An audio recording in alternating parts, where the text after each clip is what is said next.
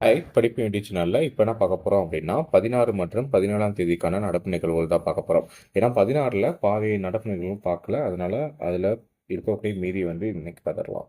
ஓகேங்களா? India, Malaysia இணைந்து நடத்தும் பிராந்தியங்களின் பயங்கரவாத எதிர்ப்பு மாநாடு. இது எங்க நடக்க போகுது அப்படிங்கிறத பத்தி சொல்லியிருக்காங்க. ஆசியன் ஆசியன் மற்றும் அதன் 8 பார்வையாளர் உறுப்பு நாடுகளின் கீழ் இயங்கும் பயங்கரவாத எதிர்ப்புகளின் நிபுணர் பணிக்குழுவின் 2 நாள் மாநாடு தில்லியில் புதன்கிழமை தொடங்க உள்ளது. சரிங்களா? இந்த ஆசியான் அப்படிங்கிறது தென்கிழக்கு ஆசிய நாடுகளின் கூட்டமைப்பை சேர்ந்ததா இருக்கும். சரிங்களா?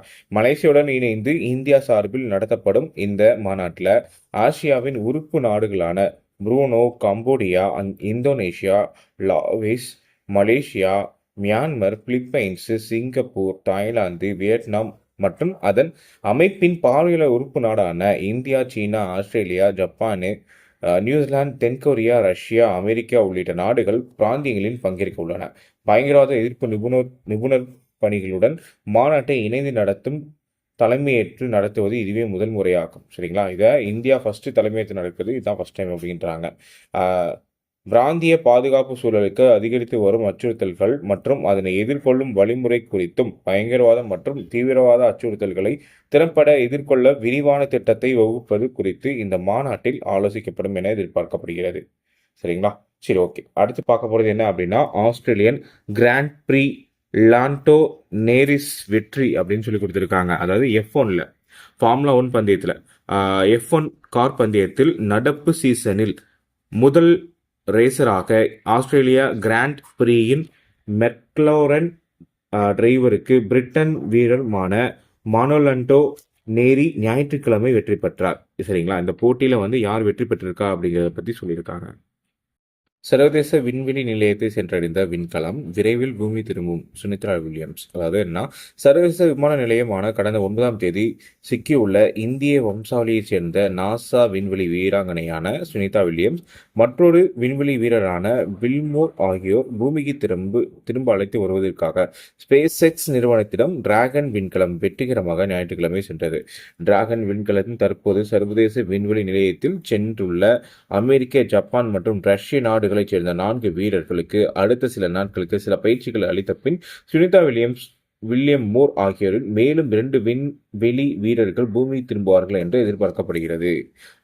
காற்று மாசு அதிகம் உள்ள 5வது நாடாக இந்தியா இருக்கு. சரிங்களா? இது என்னன்னா உலக அளவில் காற்று அதிகமாக உள்ள நாடுகளின் பட்டியலில் இந்தியா 5வது இடத்துல இருக்கிறதா சொல்லியிருக்காங்க.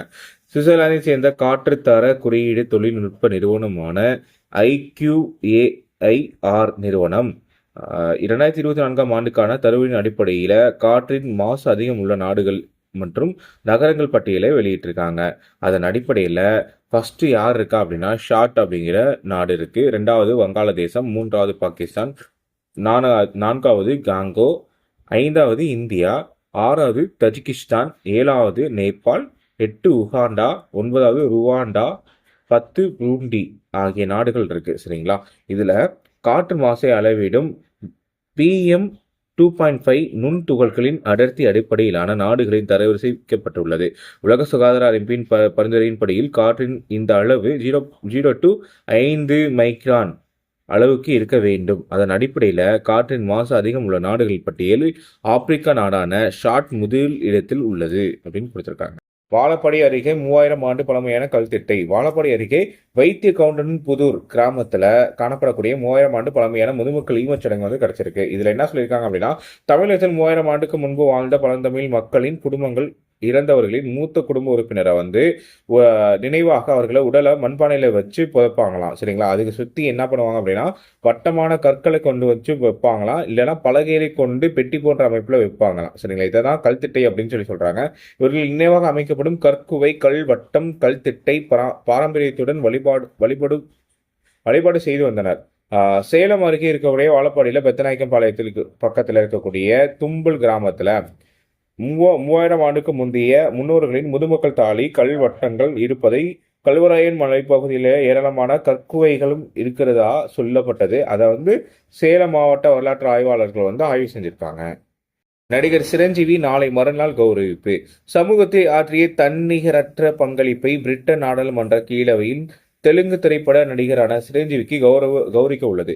பிரிட்டன் நாடாளுமன்ற உறுப்பினர்கள் ஏற்பாடு செய்யப்பட்டுள்ள இந்த நிகழ்ச்சியில் புதன்கிழமை மார்ச் 19ஆம் தேதி நடைபெற உள்ளது. இது மட்டுமின்றி பிரிட்ஜ் இந்தியா என்ற பிரிட்டனின் பொது கொள்கை அமைப்பு சிரஞ்சீவிக்கு வாழ்நாள் சாதனையாளர் விருது வழங்கி கௌரவிக்க உள்ளது. கலாச்சார தலைமைத்துவமும் பொதுப்பணி சிறந்து விளங்கியதாகவும் இந்த விருது வழங்கப்பட உள்ளது. திரைத்துறை மட்டுமின்றி பொது மற்றும் தொண்டுகளின் பணிகளுக்கு அவர் அளித்த மிகச்சிறந்த பங்களிப்பை அங்கீகரிக்கும் வகையில் இந்த விருது வழங்கப்பட உள்ளதாக சொல்றாங்க. சந்திரயான் 5 திட்டத்துக்கு மத்திய அரசு அனுமதி அளித்ததா இஸ்ரோ தலைவர் நாராயணன் அவர்கள் சொல்லியிருக்காங்க. இதுல என்ன சொல்லியிருக்காங்க அப்படின்னு சொல்லி பார்த்தோம் அப்படின்னா, சந்திரயான் 5 திட்டத்தில் ஜப்பானுடன் இணைந்து நாங்கள் செயல்பட உள்ளோம். 2023 ஆகஸ்ட் சந்திரயான் 3 வெற்றிகரமாக நிலவில் தென் துருவத்தில் எவ்வித சேதாரமும் இன்றி சாஃப்ட் லேண்டிங் மூலமாக விக்ரம் லேண்டர் தரையிறங்கியது. இதன் மூலமாக இந்த சோதனை படைத்த உலகின் 4வது நாடு என்ற பெருமையை இந்தியா பெற்றிருக்கு. சந்திரயான் 5 திட்டத்தின் நிலவை முழுமையாக ஆராய்ச்சி செய்யும் நோக்கம் கொண்டது. சரிங்களா? இந்த திட்டத்துல என்ன செய்ய போறாங்க அப்படின்னு சொல்லி பார்த்தோம் அப்படின்னா, அங்க இருக்கக்கூடிய மண்கள் எல்லாத்தையும் எடுத்துட்டு அதை ஆராய்ச்சி செய்ய போறதா சொல்லியிருந்தாங்க. சரிங்களா? இதுல மேலும் என்ன தகவல் அப்படின்னு சொல்லி பார்த்தோம் அப்படின்னா, சந்திரயான் 1 திட்டம் கடந்த 2028ஆம் ஆண்டு, சந்திரயான் 2 திட்டம் 2019ஆம் ஆண்டிலும் வெற்றிகரமாக செயல்படுத்தப்பட்டது. சந்திரயான் 4 திட்டத்தில் 2027க்குள் நிறைவேற்றி இஸ்ரோ இலக்கு நிர்ணயித்துள்ளது. இந்த திட்டத்தின் மூலமாக நிலவின் மேற்பரப்பில் உள்ள மாதிரிகளை சேகரிக்கும் திட்டம் உள்ளது. சந்திரயான் 5 மற்றும் 6வது திட்டத்தின் அடுத்த 10 ஆண்டுகளில் நிறைவேற்ற இஸ்ரோ திட்டமிட்டுள்ளது. இது விண்வெளித்துறையின் $44 பில்லியன் மைல்கல் தொடும் ஏதுவாக அமையும். சந்திரயான் திட்டத்தின் தொடராக கங்கனியான் திட்டத்தையும் இஸ்ரோ செயல்படுத்த உள்ளது. இது விண்வெளி மனிதர்களுக்கு அனுப்பும் திட்டத்திற்கு ஒரு முக்கியமான ஒரு திட்டமாக செயல்படுது. சரியா? கங்கனியான் திட்டம் அப்படிங்கிறது விண்வெளிக்கு மனிதர்கள் அனுப்பக்கூடிய ஒரு திட்டம். தமிழரின் நிதி நிர்வாகமும் தொன்மையும் தொடர்ச்சியும் நூல் வெளியிட்டிருக்காரு முதல்வர் மு க ஸ்டாலின் அவர்கள். தமிழக நிதித்துறை தயாரித்துள்ள தமிழக நிதி நிர்வாகம் தொன்மையும் தொடர்ச்சியும் என்ற ஆவண நூலை வெளியிட்ட முதல்வர் மு க ஸ்டாலின் இதற்கு சிறப்பு இணைப்பக்கத்தையும் தொடங்கி வைத்தார். இது குறித்து சொன்னது என்ன அப்படின்னா, சங்ககாலம் முதலே தற்போதைய சமூக நீதி காலம் வரையிலும் தமிழகத்தின் நிதி நிர்வாக சிறப்புகளின் பெருந்தொகுப்பை வரலாற்று ஆவணமாக தமிழ் நிதி நிர்வாகம் தொன்மையும் தொடர்ச்சியும் என்ற நூலை உருவாக்கப்பட்டுள்ளது. இதன் பண்டைய வணிகம், வரி விதிப்பு முறை, காலநிதி நிர்வாக நடைமுறை, நவீன தமிழகத்தின் நிதிநிலை அறிக்கை ஆராய்ச்சி ஆகிய எல்லாமே இதுல செய்யப்பட்டுள்ளது அப்படின்னு சொல்லியிருக்காங்க. சரிங்களா? இதுல இருக்கக்கூடிய மின் நூலக சிறப்பு பக்கம் அப்படின்னு சொன்னோம் இல்லையா, அதோட பக்கம் என்ன அப்படின்னா www.tamildigitallibrary.in/budget அப்படின்னு போட்டனாலே அந்த பக்கத்துல தமிழக நிதி நிர்வாகம் தொன்மையும் தொடர்ச்சியும் அப்படிங்கிற நூலை நம்ம பதிவிறக்கம் செஞ்சு படிச்சுக்கலாம். டிஜிட்டல் சுகாதார திட்டங்களில் கலங்கரை விளக்கமாக வழிகாட்டுகிறது இந்தியா. மத்திய இணையமைச்சர் அனுப்பிரியா பட்டேல் பெருமிதம். அதாவது என்ன சொல்லியிருக்காங்க அப்படின்னா, குவாட் கூட்டமைப்பின் அமெரிக்கா, ஆஸ்திரேலியா, ஜப்பான், இந்தியா ஆகிய 4 நாடுகள் அங்கம் வகிக்கிறது. இந்த கூட்டமைப்பில் சார்பில் இந்தோ பசிபிக் பிராந்திய பெருந்தொற்று தடுப்பு தயார் நிலை குறித்து 3 நாட்கள் கருத்தரங்கு நடைபெற்றுச்சு. அந்த கருத்தரங்குல மத்திய சுகாதாரத்துறை இணையமைச்சர் அனுப்பிரியா பட்டேல் டெல்லியில் நேற்று தொடங்கி வைத்தார். அப்போது பேசிய அவர் என்ன சொல்லியிருக்காங்க அப்படின்னா, கொரோனா காலத்துல போரில் இந்தியா வெற்றி பெற்றுள்ளது. அப்போதைய இந்தியா உருவாக்கிய கோவின் தளம் ஒட்டுமொத்த உலகத்தையும் முன்மாதிரியாக அமைந்துள்ளது. கொரோனா பெருந்தொற்று காலத்துல மிக குறுகிய காலத்தில் தடுப்பூசி கண்டுபிடித்தோம். இதே போல மிக குறுகிய காலத்துல கோடிக்கணக்கான தடுப்பூசிகளை தயாரித்தோம் அப்படின்னு கொடுத்திருக்காங்க.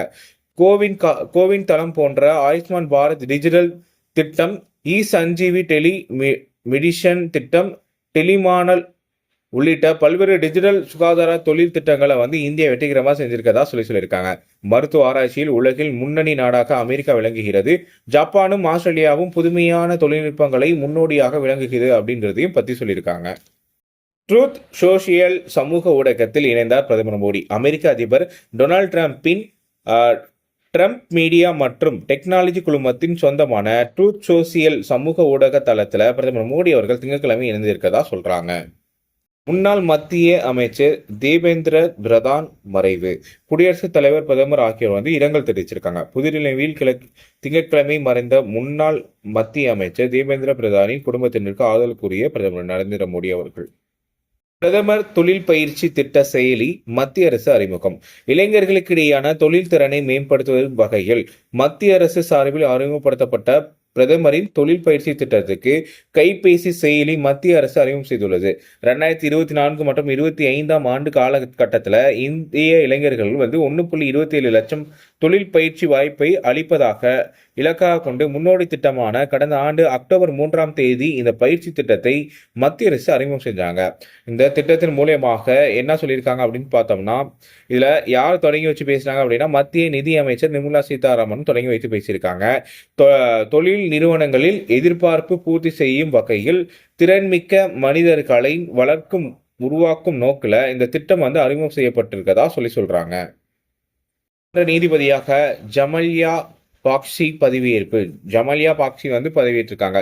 புதுடில்லியில் ஜமல்யா பாக்சி அவர்களை கொல்கத்தா உயர்நீதிமன்ற நீதிபதியாக இருந்த ஜமல்யா பாக்சி உச்சநீதிமன்ற நீதிபதியாக திங்கட்கிழமை பதவியேற்றிருக்காங்க. அவர் உச்சநீதிமன்ற தலைமை நீதிபதியாக சஞ்சீவ் கண்ணா அவர்கள் பதவி பிரமாணம் செஞ்சு வச்சிருக்காங்க. ஜமல்யா பாக்சி பதவியேற்பின் மூலமாக உச்சநீதிமன்ற நீதிபதிகளின் எண்ணிக்கை 33ஆக உயர்ந்துள்ளது. உச்சநீதிமன்றத்தின் அனுமதிக்கப்பட்ட நீதிபதிகளின் எண்ணிக்கை 34 என்பது குறிப்பிடத்தக்கது. சரிங்களா, இப்போ 33 தான் நிறைவேறப்பட்டுள்ளது அப்படின்னு சொல்றாங்க. உச்சநீதிமன்ற நீதிபதியாக ஜமல் பாக்ஷியா 2031ஆம் ஆண்டு, அதாவது 6 ஆண்டுகளுக்கு மேல் பதவி வகிப்பார் அப்படிங்கிறது முக்கியத்துவம் பெற்றது. உடான் திட்டத்தின் கீழ் 120க்கும் மேற்பட்ட புதிய விமான நிலையங்கள் நாடாளுமன்றத்தில் மத்திய அரசு அறிவிப்பு. அதாவது என்ன சொல்லியிருக்காங்க அப்படின்னா, உடான் திட்டத்தின் கீழ் 10 ஆண்டுகளில் 120 விமான நிலையங்கள் சேர்த்தது 4 கோடி மக்களுக்கு விமான போக்குவரத்து இணைப்பு கிடைக்க வழிவகை செய்யப்பட்டுள்ளது அப்படின்னு சொல்லியிருக்காங்க. பல நாடுகளில் பாராட்டுகளை பெற்ற உடான் திட்டம் நாட்டின் மிக வெற்றிகரமான திட்டத்தில் ஒன்றாகும். அனைத்து விமான நிலையங்களிலும் ஒருங்கிணைப்பதற்கு இந்த திட்டம் நோக்கமாகும். அனைத்து நாடுகளையும் ஒருங்கிணைக்கிறது அந்த திட்டத்தோட முக்கியமான நோக்கம். இத்திட்டத்தில் 10 ஆண்டுகளில் 120 புதிய விமான நிலையங்கள் சேர்க்கும். மேலும் 4 கோடி மக்களின் விமான போக்குவரத்து இணைப்பை கிடைக்க வழிவகை செய்யும் அப்படின்னு இலக்கு நிர்ணயிக்கப்பட்டுள்ளதா சொல்றாங்க. வேலை மூலமாக 12.4 ஜிகாவாட் மின் உற்பத்தி. நிதி ஆயோக் உறுப்பினர் விஜயகுமார் சரஸ்வதி தகவல். அதாவது என்ன சொல்லியிருக்காங்க அப்படின்னா, இந்தியாவின் கடல் அலை மூலமாக 12.4 ஜிகாவாட் மின்சார உற்பத்தி செய்ய முடியும் என்பதால் அதற்கான நடவடிக்கை எடுக்கப்பட்டு வருவது நிதி ஆயோக்கின் உறுப்பினரும் பாதுகாப்பு துறை விஞ்ஞானியுமான விஜயகுமாரி சரஸ்வதி தெரிவித்துள்ளார். பள்ளிக்கரணையில் செயல்பட்டு வரும் தேசிய கடல்வளத்துறை தொழில்நுட்ப கழகத்தின் சார்பில் கடல்சார் புதுப்பிக்கத்தக்க ஆற்றலின் ஏற்பாடுகளின் முன்னேற்றங்கள் என்ற தலைப்பில் 2 நாட்கள் சர்வதேச கருத்தரங்கு நடைபெற்றுச்சு. அந்த கருத்தரங்குல தான் இதை பற்றி சொல்லியிருக்காங்க. வருங்காலத்தில் மிதக்கும் சூரிய ஒளி மின்னாற்றல் மூலமாக மின் உற்பத்தி செய்வதற்கான நடவடிக்கை மேற்கொள்ளப்பட்டு வருகிறது அப்படின்றதையும் சொல்லியிருக்காங்க. சென்னையில் தேசிய கடல்வளத்துறை தொழில்நுட்ப கழகத்தின் விஞ்ஞானி முனைவர் பூர்ணிமா ஜலீலா தயாரித்த ரோஷ்னி என்ற கடலில் எரியும் லந்தன் விளக்குகள் அறிமுகம் செய்யப்பட்டுள்ளது. முக்கியமானது என்ன அப்படின்னா, பேரவையில் ஒரு உறுப்பினரின் முன்மொழிந்த தீர்மானத்தை விவாதத்திற்கு எடுக்க பேரவையின் விதி 70(2) படி 35க்கும் குறைவான உறுப்பினர்களின் ஆதரவு இருக்க வேண்டும் அப்படிங்கிறது ஒரு முக்கியமான இதான்.